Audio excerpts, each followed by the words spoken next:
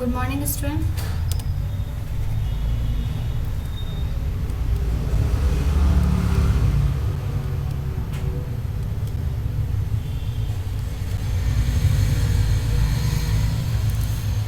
Last class में हम आपको तत्पुरुष समास हमने स्टार्ट कर लिया था, जिसमें हमने द्वितीय, तृतीय और चतुर्थी तत्पुरुष समास कंप्लीट कर लिया था। साथ ही कुछ क्वेश्चंस मैंने आपको समास पद दिए थे, कहा था कि उन समास पद का आपको समास विग्रह करना है। देखिए, आपको सुख प्राप्त दिया था एक पद, जिसका समास विग्रह होगा सुखम प्राप्त, सुख को प्राप्त, ये आपके द्वितीय तत्पुरुष में आ रहा है।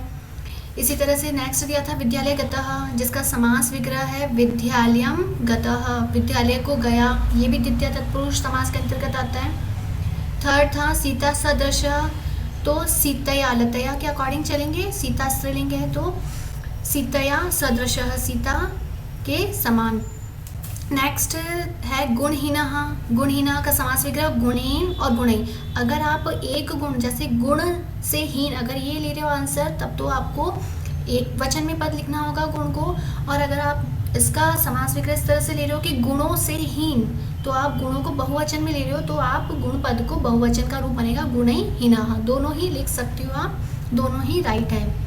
और नेक्स्ट था भूत बलिहा, इसका समास विग्रह है भूतेभ्य बलिहा, जो किसके अंतर्गत आ रहा है, आपके चतुर्थी तत्पुरुष समास के अंतर्गत आ रहा है। तो ये कल आपका होमवर्क था, जिसमें आपको समास पद दिए थे, उसका समास विग्रह ये है। आप चेक कर लीजिएगा कि इस समास में आपके कहाँ मिस्टेक है, इसको अच्छे से कर लीजिएगा। आज हम चतुर्थी के बाद पंचमी, षष्ठी और सप्तमी जो हमारे तत्पुरुष समास के भेद बचे हैं, आज उनका अध्ययन करेंगे।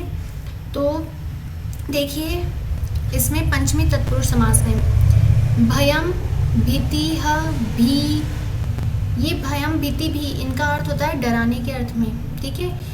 मुक्तः, मुक्त हुआ हुआ, भ्रष्ट अलग हुआ हुआ, च्युत का अर्थ भी होता है अलग हुआ। तो इन पदों के योग में पंचमी तत्पुरुष समास होता है, इन पदों के योग में पंचमी तत्पुरुष समास होता है। ये पद आपको लर्न करने हैं। जैसे देखिए, इसका समस्त पद हम एग्जाम्पल के थ्रू समझते हैं। फर्स्ट एग्जाम्पल है चोर भयम, चोर से भय, तो आपने कारक में भी पढ़ा है कि भय पद के योग में पंचमी विभक्ति का प्रयोग किया जाता है। तो इसी तरह से यहाँ भय पद के योग में जो पूर्व पद है, उसमें पंचमी विभक्ति का प्रयोग किया जाएगा। तो यहाँ समास विग्रह होगा चोरात भयम, इसका समास विग्रह क्या होगा, चोरात भयम। कहीं कहीं आपको चोरा द भी लिखा हुआ मिलेगा, तो चोराद भी लिख सकते हैं आप, द भी लिख सकते हैं और त भी लिख सकते हैं। त को द जश्त्व संधि के अंतर्गत कर दिया जाता है, तो वो भी राइट है आपका।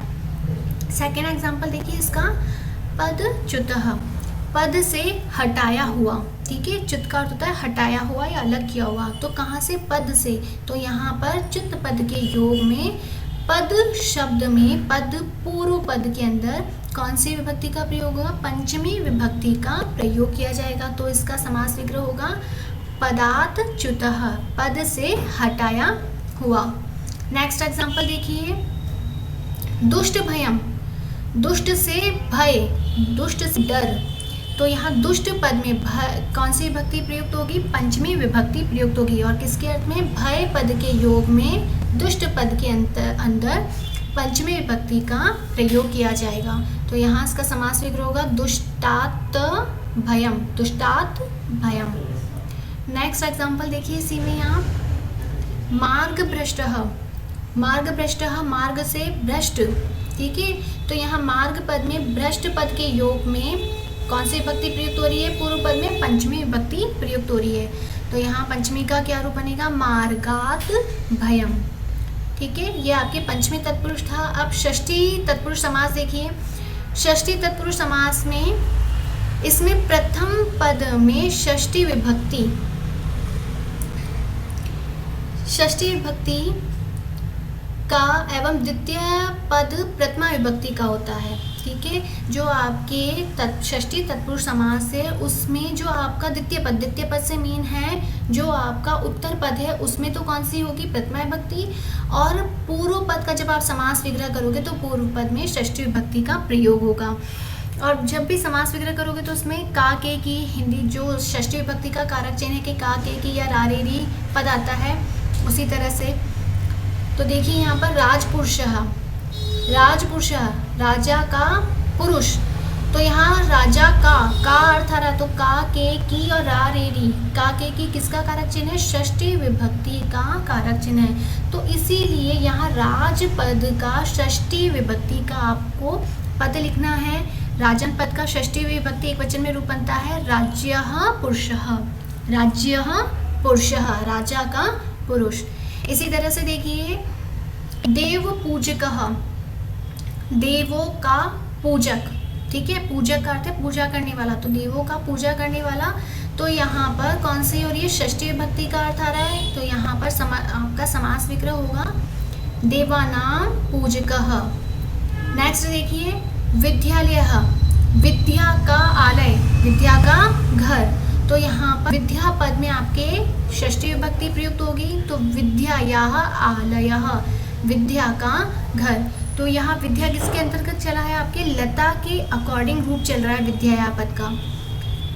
नेक्स्ट देखिए हिमालयः, हिम का, हिम मीन्स बर्फ, बर्फ का आलय, आलय मीन्स घर, बर्फ का घर।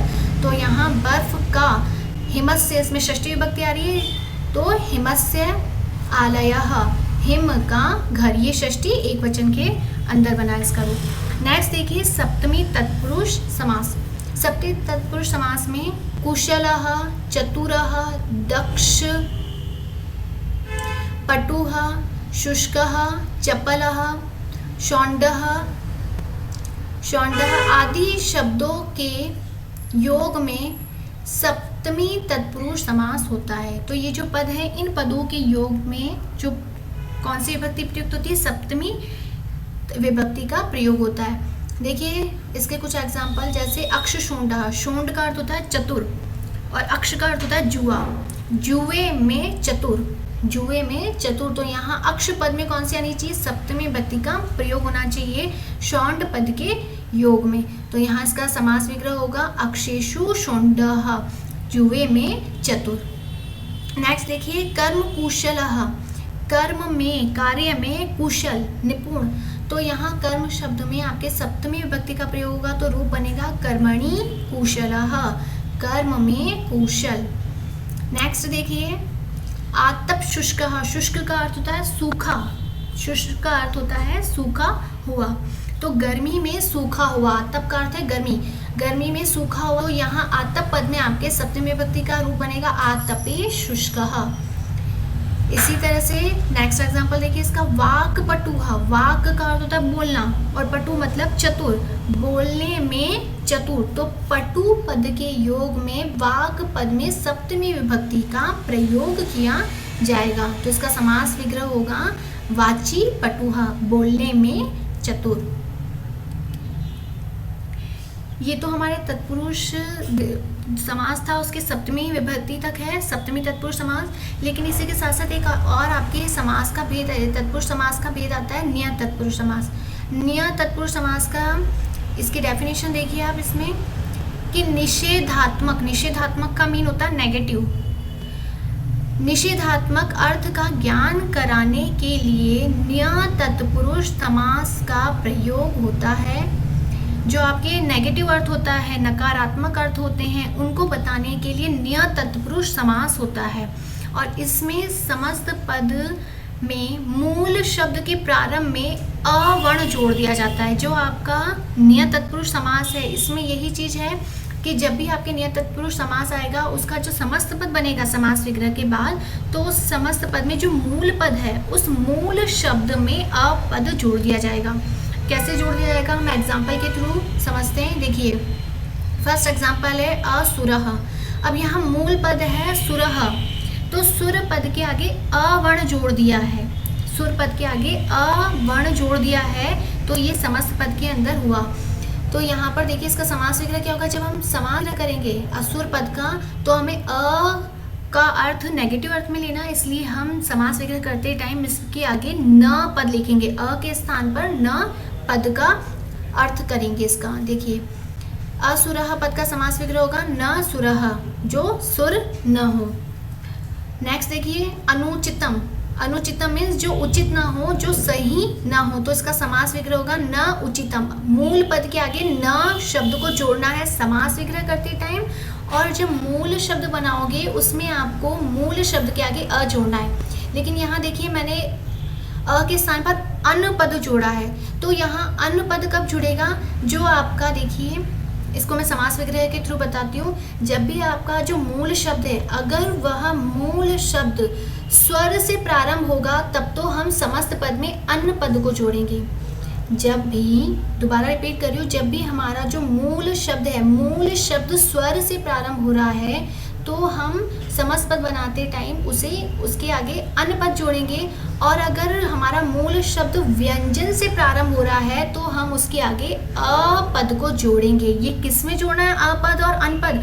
समस्त पद में जोड़ना है, समास विग्रह में नहीं। समास विग्रह में तो न पद ही आएगा, चाहे वो आपका मूल शब्द स्वर से प्रारंभ हो चाहे व्यंजन से। तो समास विग्रह में हमें न पद ही जोड़ना है। लेकिन जब हम समस्त पद बनाएंगे तो समस्त पद में ये देखना है कि जो मूल शब्द है वह आपका अगर व्यंजन से प्रारंभ हो रहा है तो अ पद, और अगर वो स्वर से प्रारंभ हो रहा है तो हम वहाँ अन पद जोड़ेंगे। नेक्स्ट एग्जाम्पल देखिए, अब्राह्मण। अब्राह्मण जो ब्राह्मण ना हो तो इसका समास विग्रह होगा न ब्राह्मण, ब्राह्मण नहीं है। तो यहाँ देखिए ब किस में आ रहा है, आपके व्यंजन से प्रारंभ हो रहा है, इसलिए यहाँ इसका समस्त पद में कौन सा वर्ण आया, अ वर्ण। नेक्स्ट एग्जाम्पल देखिए, अनुक्तवा। उक्तवा का अर्थ होता है कहा नहीं गया हो, तो इसका समास विग्रह होगा न उक्तवा, नहीं कहा गया। यहाँ पर भी यही है कि ऊ से प्रारंभ हो रहा है, स्वर से प्रारंभ हो रहा है, इसलिए जब समस्त पद बनाया हमने तो ऊ से पूर्व हमने अन पद को जोड़ दिया है, तो पद क्या बना, अनुक्तवा। ठीक है, ये आपके नियत तत्पुरुष समास था जिसमें हमें निषेधात्मक अर्थ जो बोध कराता है वो नियत तत्पुरुष समास होता है। आज जो मैंने आपको समास के अंदर, आज समास वैसे हमारा कंप्लीट हो चुका है, तो जो भी मैंने आपको पंचमी, षष्ठी और सप्तमी तत्पुरुष और नियत तत्पुरुष में पढ़ाया है वो आपको नोटबुक में नोट डाउन करना है। साथ ही आपको ये जो पद दे रखे हैं नीचे, पदमुक्तः, राजसेवकः, अबलम और असमर्थः, इन पदों का समास विग्रह करना है और समास विग्रह करके उस समास का नाम लिखना है कि ये कौन सा पंचमी तत्पुरुष है या षष्ठी तत्पुरुष या नियत तत्पुरुष है। तो आप समास का नाम भी लिखोगे। नेक्स्ट क्लास जब होगी तब मैं आपको इसका समास विग्रह बताऊंगी, तो आप वहाँ से चेक करिएगा। Okay student, thank you.